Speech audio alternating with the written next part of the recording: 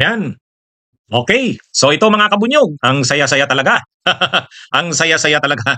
Ha? Ay, kasi nga mga kabunyog, si Panelo, sinabihan si Roque na sinungaling. Bagamat hindi niya pinangalanan si Roque, pero ang tinutukoy niya si Roque. Malinaw naman ang tinutukoy niya si Roque.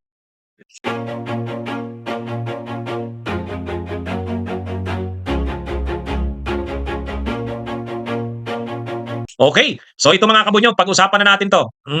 Pag-usapan na natin 'tong ating topic ngayon. Bakit sinabihan ni Panelo si Roque na sinungaling? Tungkol saan ang issue? Alam nyo, si Panelo at saka si Roque pareho naging presidential spokesperson nung panahon ni Duterte. Di ba mga kabunyog? Sila yung mga official na tagapagsalita ni Duterte. Ay dahil nga si Duterte magulo, hanggang ngayon, push na yung termino ni Duterte, nagsasalpukan pa rin tong dalawang spokespersons na to. Itong dalawang dating spokespersons ni Duterte, kung noon magulo na si Duterte, kahit ngayon, lagi pa rin, magulo pa rin si Duterte. At ang issue ngayon, di ba linabas ni Roque, linabas ni Roque na may gentleman's agreement daw si Duterte at si Xi Jinping tungkol sa BRP Sierra Madre.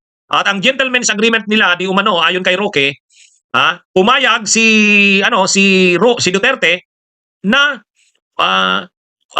basta't papayagan lang ng China.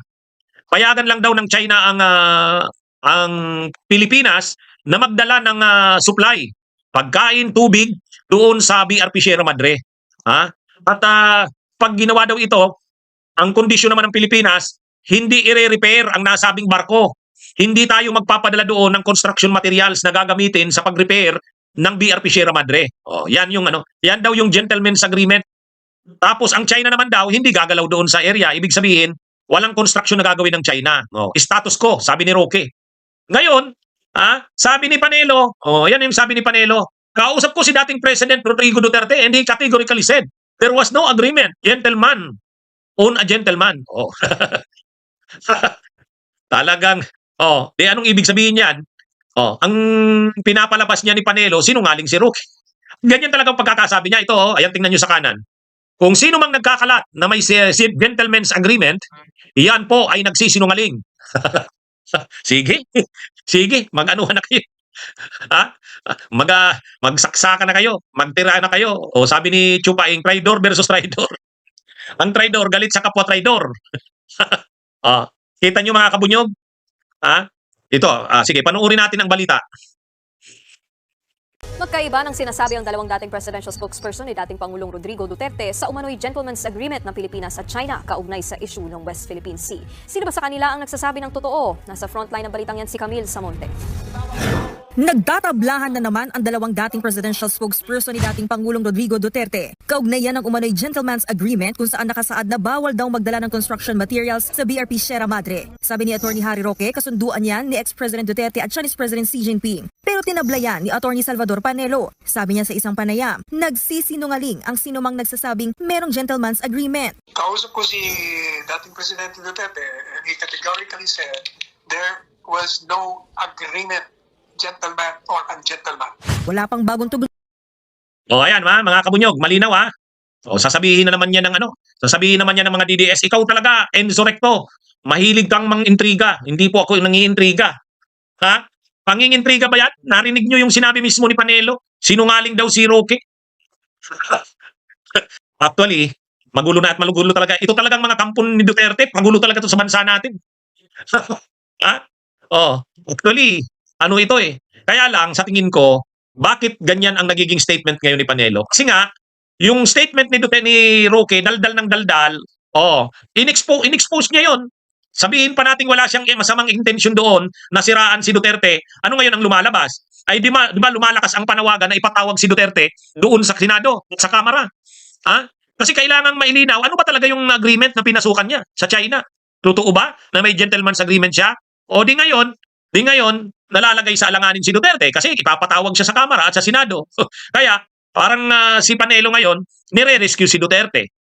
Si Roque naman, tingin niya wala namang mali sa sinabi niya. Kasi mayroon naman talagang kasunduan si Duterte sa China.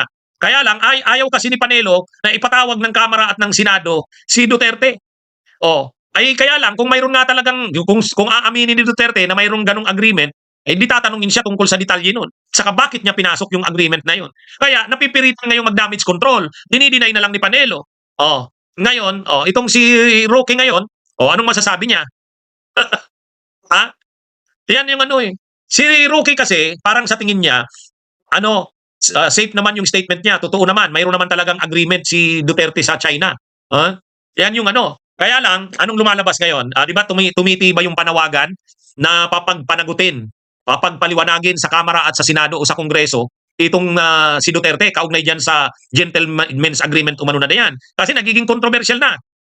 So ngayon, alam ni Panelo na ipapatawag si Duterte niyan. Ano ba talagang pinasok niyang ano? Eh pagdating doon sa Kamara, sa Senado, mahihirapan si Duterte i-depensa yun. Lalabas doon, napaka-traidor niya. Masisira na naman ang kandidatura lalo ni Sara niyan. Sirang-sira na naman ang mga DDS niya. Kaya ang gagawin nila ngayon, i-deny. I-deny. Wala ganung kasunduan. Kaya ngayon, ganyan na yung linya ni Panelo. Paano na ngayon, Roque? Ikaw ang lumalabas na sinungaling. Roque. Tinawag ni Roque si Duterte, si Trillanes na trililing daw. Siya naman ngayon, butanding. Ano na ngayon? Ano mo na ngayon yan? Sinisiraan ka na ni Panelo. Linalaglag ka ni Panelo. Linalaglag ka, Roque. Kasi masyado kang madaldal, ni-reveal mo yan. Sa bagay, sa totoo lang, totoo naman yung sinasabi ni Roque. Talaga namang maraming kasunduan na pinasok si Duterte sa China. Formal, official, written. Ito, informal. Sabihin nating informal.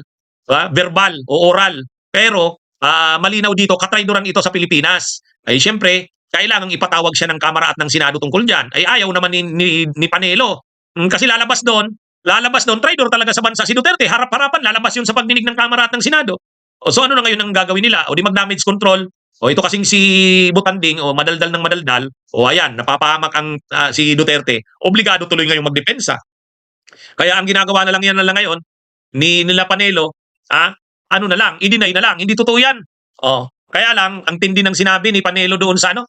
Anong sinabi ni Panelo? Kung ang mga nagkakalat niyan, sinungaling.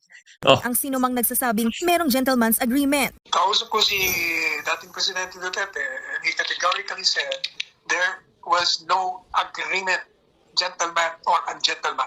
Wala pang bagong tugon dyan si Ayan, Roque. Yan. Ano na Roque ngayon? Paano na yan? Nilaglag ka.